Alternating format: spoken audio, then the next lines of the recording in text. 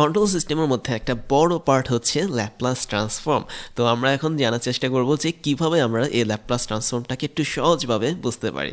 তো সেটার জন্য আমরা দেখে ফেলি প্রথমে একটা ইকুয়েশন, তোমরা সবাই দেখতে পাচ্ছ। এই ইকুয়েশনটা হচ্ছে কি one kind of differential equation, কারণ এখানে আমাদের D D Z, D D X, D D Y এই টাইপের জিনিসগুলো আছে। তো এখন একটা ডিফারেন্সিয়াল ইকুয়েশনকে যখন আমরা দেখবো, আমরা বেসিক্যালি ছোটোবেলায় যে সমস্ত ইকুয়েশনগুলো করেছি ডিফারেন্সিয়ালের, সেই সমস্ত ডিফারেন্সিয়াল ইকুয়েশনগুলো হচ্ছে one kind of linear differential equation. এবং আমরা দেখতে পাচ্ছি আমাদের এই ইকুয়েশনটা কি one kind of linear differential equation.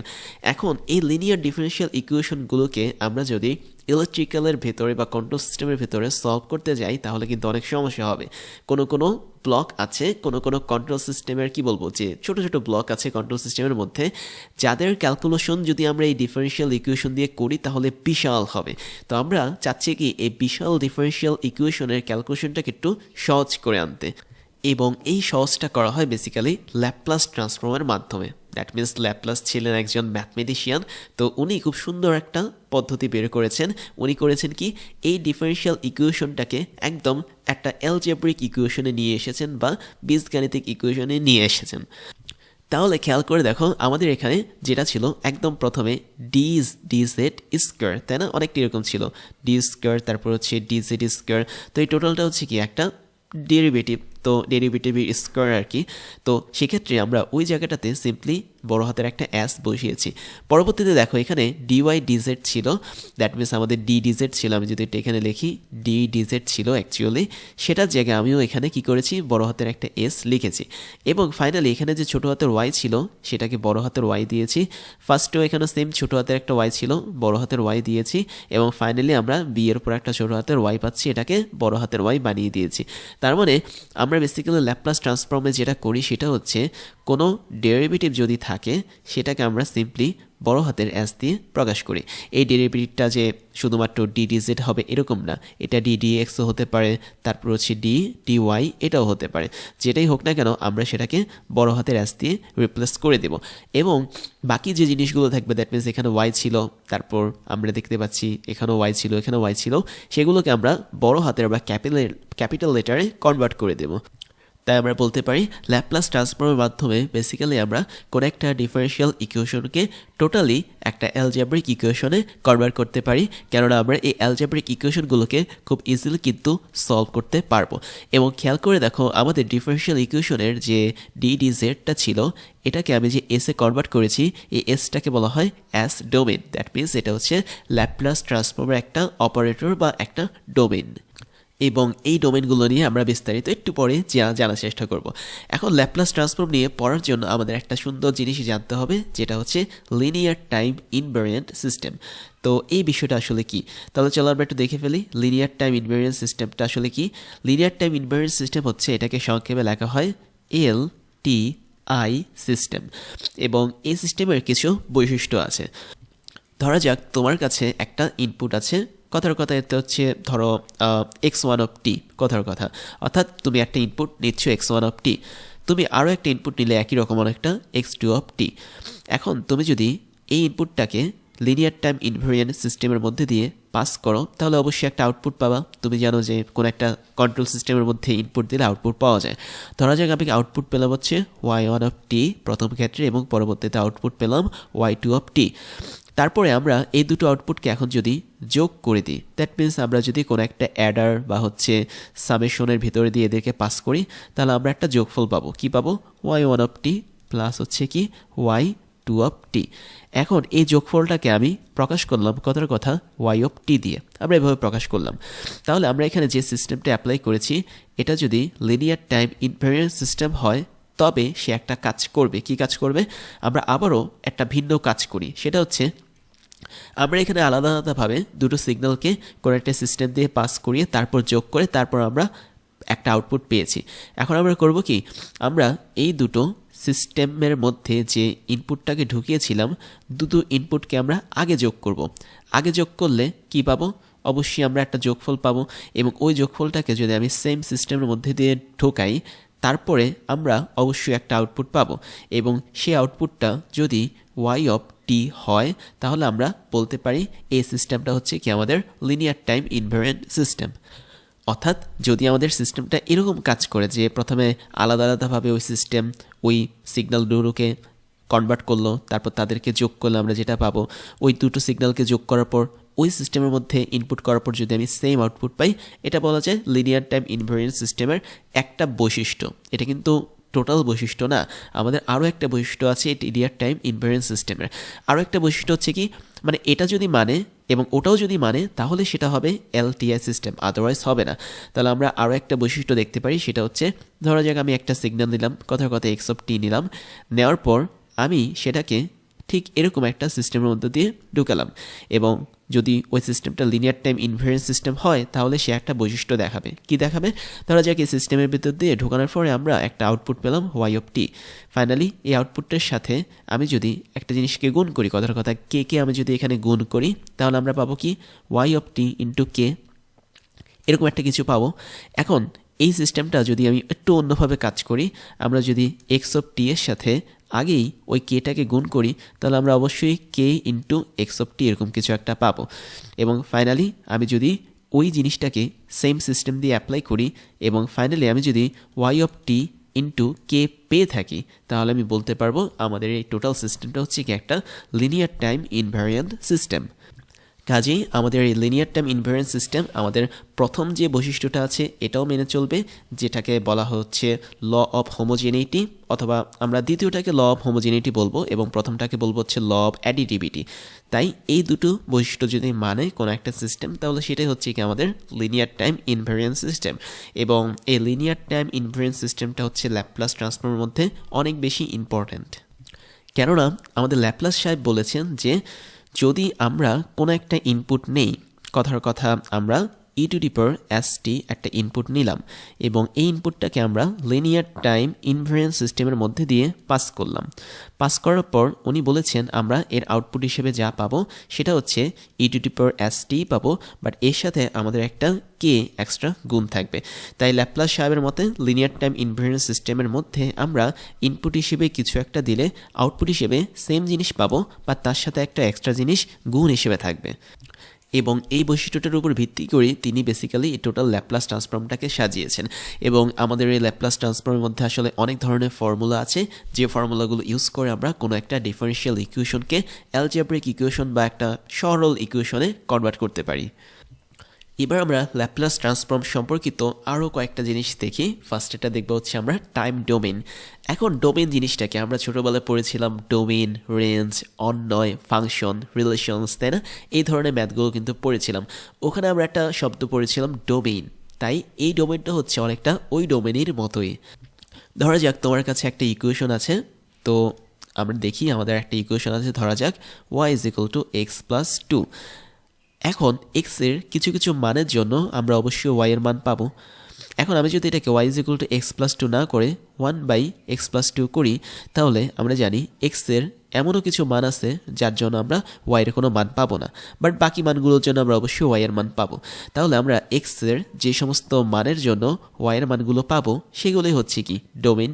তাই আমাদের টাইম ডোমেনেও কিন্তু এই কথাগুলো এভাবে কাজ করে। টাইম ডোমেন বেসিক্যালি আমরা সময়কে কাজে লাগিয়ে, বা যে জায়গাটাতে আমাদের সময়টা হচ্ছে ইন্ডিপেন্ডেন্ট, সময়টা হচ্ছে স্বাধীন, সেই জায়গাগুলো হচ্ছে টাইম ডোমেন হিসেবে কাজ করে। যেমন আমি যদি একটা কাজের কথা বলি, ধরো তুমি স্টাডি করছো, অ্যাস হচ্ছে আমাদের স্টাডি, এবং তুমি একটা নির্দিষ্ট সময় টি ধরে স্টাডি করছো। তাই তোমার স্টাডি করার সময়টাকে টি দ্বারা প্রকাশ করলে আমরা কিন্তু ইচ্ছে করলে একটা ইকুয়েশন এখান থেকে বের করতে পারবো। তাই আমাদের বাস্তব জগতে বা বাস্তব ওয়ার্ল্ডে যত ধরনের কাজ আমরা করি, ফিজিক্যাল কাজ, সবগুলি হচ্ছে কি টাইম ডোমেনের আন্ডারে করি। দ্যাট মিনস এখানে আমাদের টাইমটা হচ্ছে কি ইন্ডিপেন্ডেন্ট বা স্বাধীন, আমরা যখন খুশি তখন কাজটা করতে পারি, যে কোনো সময় কাজটা করতে পারি। তো এই সমস্ত ক্ষেত্রে আমরা বলতে পারি টাইম ডোমেন হচ্ছে এমন কিছু, কি বলবো, যে এক্সিস্টেন্স যার মধ্যে আমরা টাইমকে নিয়ে কাজ করি, বা সময়ের পরিবর্তনের সাথে সাথে কিছু একটা জিনিসের পরিবর্তন করি। এরপর আমরা যেটা দেখবো সেটা হচ্ছে অ্যাস ডোমেইন। তোমরা অলরেডি অ্যাস দেখে ফেলেছো ল্যাপ্লাস ট্রান্সফর্মে, যে আমরা বেসিক্যালি কোন একটা ডিফারেন্সিয়াল যে ডেরিভেটিভ ছিল সেটাকে আমরা বড় হাতের অ্যাস দিয়ে প্রকাশ করতাম। এই অ্যাসটাকে বলা হচ্ছে আমাদের অ্যাস ডোমেইন। তাহলে এই অ্যাস ডোমেইনটা বেসিক্যালি কিভাবে আসবে? ল্যাপ্লাস ট্রান্সফর্মের মাধ্যমে আসবে। তো আমি যদি বিষয়টা একটু সহজ করে বলি, ধরা যাক তোমার কাছে হচ্ছে টাইম ডোমেইন আছে, এখন তুমি তো খুবই খুশি, তুমি মহাবিশ্বে কাজ করছো টাইম ডোমেনকে ইউজ করে, কিন্তু তুমি যখন মেশিনের ভিতরে সেম কাজটা করতে যাবে তখন কিন্তু পারবে না, কারণ মেশিন কিন্তু আমাদের ফিজিক্যাল ওয়ার্ল্ড মানতে পারে না বা ধরতে পারে না।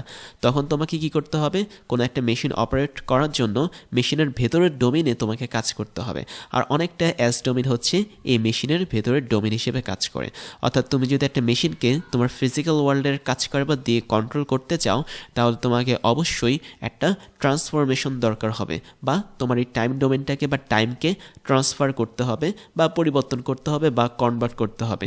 তো অ্যাস ডোমেন হচ্ছে এমন একটা ডোমেন যেটা বেসিক্যালি আমাদের বিভিন্ন ধরনের মেশিনে বা ম্যাথমেটিক্যাল ওয়েতে ইউজ করা হয়। অর্থাৎ একটা মেশিনের ভেতরের জগৎ বা একটা ম্যাথমেটিক্যাল জগতের ভেতরে যেটা ইন্ডিপেন্ডেন্টলি চেঞ্জ হয় সেটাই হচ্ছে আমাদের অ্যাস ডোমেন।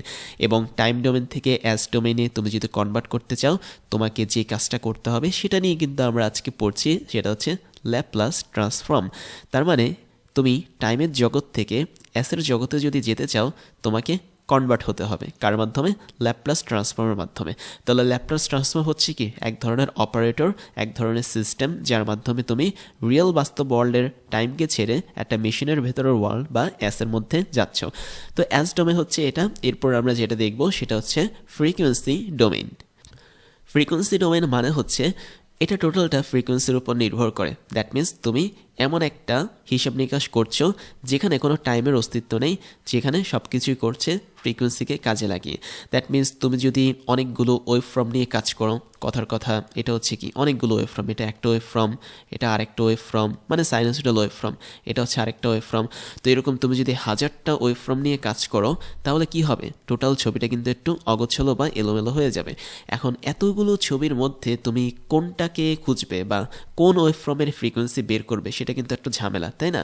বাট তুমি যদি এই টাইম ডোমেনটাকে, দ্যাট মিনস আমরা যখন ফ্রিকোয়েন্সি আঁকি বা কোনো একটা ওয়েভ ফর্ম আঁকি, তখন কিন্তু আমরা এক্স অ্যাক্সিস বরাবর টি দেই, ওয়াই অ্যাক্সিস বরাবর হচ্ছে যে কোনো একটা ভ্যালু দিই, যেমন ভোল্টেজ। এখন তুমি যদি চাও যে এরকম 1000টা ওয়েভ ফর্মের স্পেসিফিক ফ্রিকোয়েন্সি কত সেটা চোখে দেখি বের করতে, তাহলে তোমাকে কি করতে হবে, একটা স্পেকট্রাম আঁকতে হবে। এবং এই স্পেকট্রামটা হবে কি, ফ্রিকোয়েন্সির স্পেকট্রাম। তো সেখানে তোমার এক্স অ্যাক্সিস বরাবর যত কাজ কারবার হবে সব হবে কি, ফ্রিকোয়েন্সি দিয়ে। তখন তুমি সহজেই বের করতে পারবে যে কোন ওয়েভের ফ্রিকোয়েন্সি কতটুকু, কোন ওয়েভের অ্যামপ্লিটিউড কতটুকু, সেটা।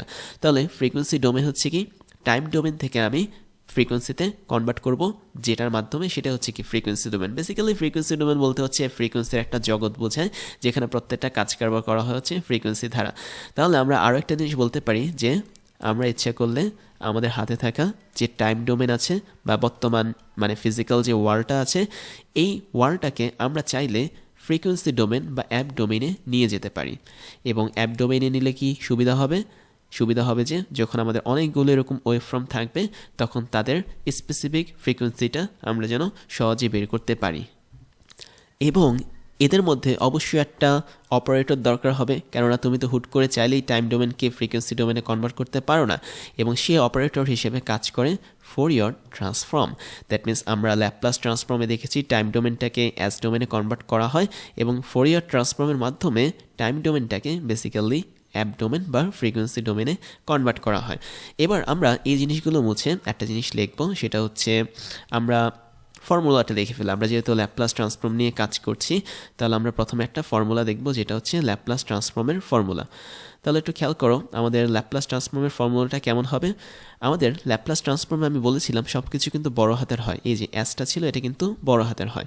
এবং ল্যাপ্লাস ট্রান্সফর্মের ফর্মুলা হচ্ছে এইচ অফ অ্যাস, এটা হচ্ছে মোটামুটি বড় হাতের প্রকাশ করা হয়েছে। এর মান হচ্ছে আমরা যদি সামেশন দেই, এটা হবে -ইনফিনিটি থেকে শুরু করে +ইনফিনিটি পর্যন্ত, তারপর হবে এইচ অফ টি, তারপর আসছে হচ্ছে আমাদের e⁻⁻st ইন্টু ডিটি। এখন বলি, এখানে এই যে এইচ অফ অ্যাস দেখতে পাচ্ছি, এটা নিয়ে আমরা এখন জানবো না, এটা হচ্ছে আমাদের ল্যাপ্লাস ট্রান্সফর্মের যে ট্রান্সফার ফাংশন আছে সেটা। আর এইচ অফ টি যেটা, এটা হচ্ছে আমাদের ইম্পালস রেসপন্স, এটা নিয়েও আমরা এখন জানবো না। জাস্ট এটুকু জেনে রাখো, এইচ অফ টিকে বলা হয় ইম্পালস রেসপন্স এবং এইচ অফ এসকে বলা হয় ট্রান্সফার ফাংশন। কোনো একটা কন্ট্রোল সিস্টেমের ব্লকের ট্রান্সফার ফাংশনও থাকে, ইম্পালস রেসপন্সও থাকে। তো এটা নিয়ে আমরা পরবর্তীতে জানবো যখন আমরা ট্রান্সফার ফাংশন পড়ব। এখন এই টোটালটা আসলে কি মিন করে? এই টোটালটা মিন করে খেয়াল করে দেখো এইচ অফ টি যেটার নাম আমি বলছিলাম ট্রান্সফার ফাংশন, তার মধ্যে কিন্তু টি আছে। তার মানে এই টিটা হচ্ছে কি অবশ্যই টাইম ডোমেন। এই টাইম ডোমেনটাকে আমরা H of S that means frequency ডোমেনে কনভার্ট করেছি। কার মাধ্যমে করেছি? অবশ্যই ল্যাপ্লাস ট্রান্সফর্মের মাধ্যমে করেছি। তাই টোটাল সূত্রটা হচ্ছে কি ল্যাপ্লাস ট্রান্সফর্মের সূত্র। তাহলে আমরা লিখতে পারি এটা হচ্ছে ফর্মুলা অফ ল্যাপ্লাস ট্রান্সফর্ম। এই জিনিসটা তোমাদের কাজে লাগবে ল্যাপ্লাস ট্রান্সফর্ম পড়ার ক্ষেত্রে।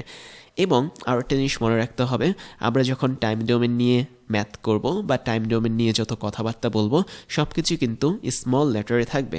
যেমন আমি বলতে পারি, তোমরা যদি দেখো যে আমরা এখানে এইচ অফ টি লিখেছি, এইচটা ছিল সেই স্মল লেটারে, বাট যখন আমরা ল্যাপ্লাস ট্রান্সফর্ম নিয়ে বলবো তখন সবগুলো কিন্তু ক্যাপিটাল লেটারে থাকবে, তাই না? আমরা গত স্লাইডে দেখেছিলাম আর কি। তো এখন আমরা আরও একটা জিনিস নিয়ে জানবো, সেটা হচ্ছে পাশের এই ছবিটাকে নিয়ে। খেয়াল করে দেখো এটা কিন্তু একটা প্লেন, এবং এই প্লেনটাকে বেসিক্যালি অ্যাস প্লেন বলা হয়। আমি যদি এটার নাম লিখি, এটাকে বলা হয় অ্যাস প্লেন। অ্যাস প্লেন মানে কি? অ্যাস মানে কি? অবশ্যই একটা অপারেটর। কিসের অপারেটর? এটা ছিল আমাদের ল্যাপ্লাস ট্রান্সফর্মের অপারেটর ছিল, অর্থাৎ ল্যাপ্লাস ট্রান্সফর্মের মধ্যে যে ডোমেইনটা ছিল সেটাই ছিল আমাদের অ্যাস। এবং এই অ্যাস প্লেনটা বেসিক্যালি দুটো অ্যাক্সিস বরাবর থাকে। একটা হচ্ছে এক্স অ্যাক্সিস যেখানে আমাদের অ্যাস ডোমেনের রিয়েল অংশটা বসে, আরেকটা হচ্ছে ওয়াই অ্যাক্সিস যেখানে আমাদের অ্যাস ডোমেনের ইমাজিনারি অংশটা বসে। অর্থাৎ একদম শর্টকাটে বলতে গেলে আমাদের এই যে অ্যাস ডোমেনটা ছিল, এই অ্যাস ডোমেনটা আসলে one kind of complex number হিসেবে কাজ করে। আমি জাস্ট এখানে লিখলাম কমপ্লেক্স নাম্বার। এবং অ্যাস ডোমেনের কমপ্লেক্স নাম্বারে যদি দুটো পার্ট আমি ভাগ করি তাহলে দুটো পার্ট হবে এমন। আমি যদি এখানে একটু লিখি, অ্যাস হচ্ছে আমাদের অ্যাস ডোমেন, এর মধ্যে দুটো পার্ট থাকবে। একটা হচ্ছে বাস্তব অংশ যেটাকে সিগমা দ্বারা প্রকাশ করা হয়, আরেকটাকে অবাস্তব অংশ যেটাকে আমরা ওমেগা দ্বারা প্রকাশ করি এবং ওমেগার আগে একটা জে বসিয়ে দিই। তাহলে আমাদের রিয়েল পার্ট অনুসারে যেটা বসবে সেটা হচ্ছে সিগমা, এবং ইমাজিনারি পার্ট হিসেবে যেটা বসবে সেটা হবে কি জে ওমেগা।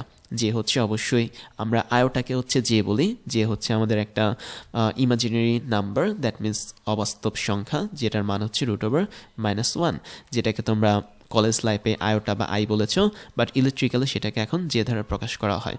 তো এই যে অ্যাস প্লেনটা, এটা আসলে কি মিন করে?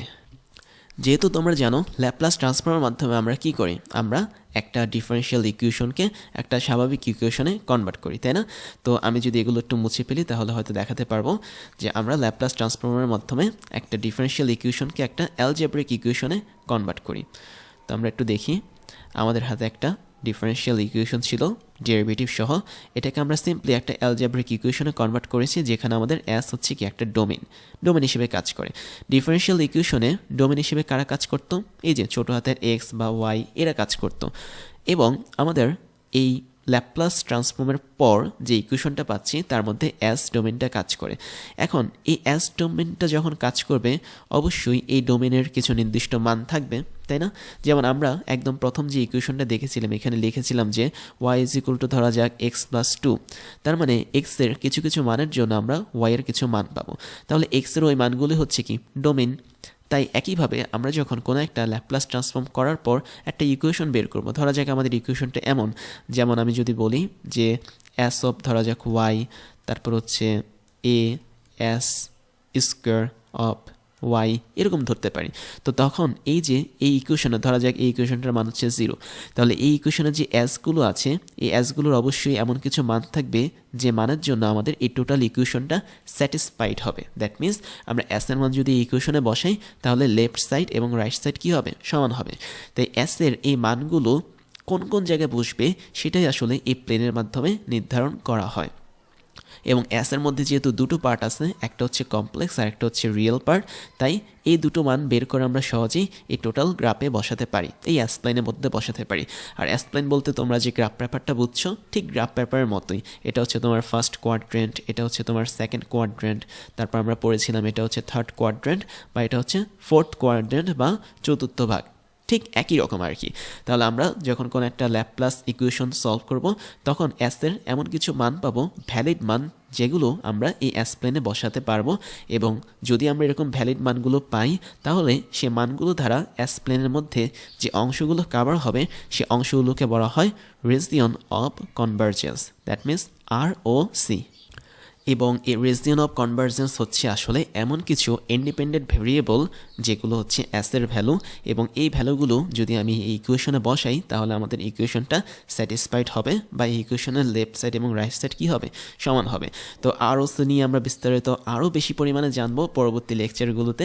তো এখানে আমরা যেটা জানলাম যে ল্যাপ্লাস ট্রান্সফর্মটা কেন করা হয়, কিভাবে এটা কনভার্ট করে, এটার ডোমেন কী কী, এই সমস্ত জিনিস। তো এইটুকু ছিল আমাদের ল্যাপ্লাস ট্রান্সফর্ম। পরবর্তীতে আমরা আরও অনেক কিছু নিয়ে বিস্তারিত জানব।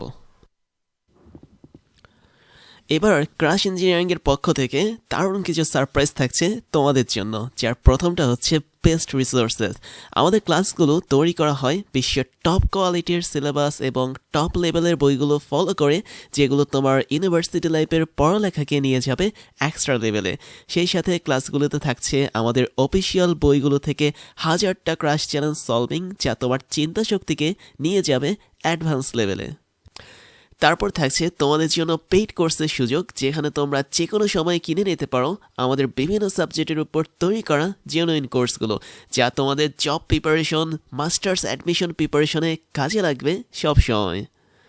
এরপর তোমরা জয়েন করতে পারো আমাদের স্টুডেন্ট কমিউনিটিতে, যেখানে তোমাদের মতো আরও অনেক ইঞ্জিনিয়ারিং স্টুডেন্ট বিভিন্ন ডাউট সলভিং, প্রবলেম সলভিং নিয়ে আলোচনা করে যাচ্ছে প্রতিনিয়ত। আমাদের ফেসবুক পেজের লিঙ্ক হচ্ছে facebook.com/crashengineerings এবং ফেসবুক গ্রুপের লিঙ্ক হচ্ছে facebook.com/groups/crashengineering। তারপর আমাদের ক্লাস এবং পেইড কোর্স সম্পর্কে সমস্ত ধরনের আপডেট পেতে জয়েন করতে পারো আমাদের অফিসিয়াল টেলিগ্রাম চ্যানেলে। আমাদের টেলিগ্রাম চ্যানেলের লিঙ্ক হচ্ছে t.me/crashengineering। এবার আমি তোমাদেরকে আমার পরিচয়টা জানাচ্ছি। আমি হচ্ছি ইমতিয়াজ, ক্রাশ ইঞ্জিনিয়ারিং সহ ওয়েডেমি এবং ক্রাশ কোডিংয়ের ফাউন্ডার হিসেবে কাজ করছি, যেখানে ক্রাশ ইঞ্জিনিয়ারিংয়ে আমি তোমাদেরকে এখন পড়াচ্ছি, ওয়েডেমিতে আমি কলেজ লেভেলে স্টুডেন্টদেরকে পড়িয়ে থাকি, এবং ক্রাশ কোডিংয়ে আমি স্টুডেন্টদেরকে বিভিন্ন প্রোগ্রামিং ল্যাঙ্গুয়েজ শিখিয়ে থাকি। সেই সাথে আমি বিগত 10 বছর ধরে 5 লাখেরও বেশি স্টুডেন্টদেরকে অনলাইন এবং অফলাইনে পড়িয়েছি। আমার এডুকেশনাল ব্যাকগ্রাউন্ড হচ্ছে বিএসসি কমপ্লিট করেছি ইলেকট্রিক্যাল অ্যান্ড ইলেকট্রনিক ইঞ্জিনিয়ারিং নিয়ে, এমএসসি কমপ্লিট করেছি বায়োমেডিক্যাল ইঞ্জিনিয়ারিং নিয়ে, এবং বর্তমানে একটা ইউনিভার্সিটিতে লেকচার হিসেবে কাজ করে যাচ্ছি।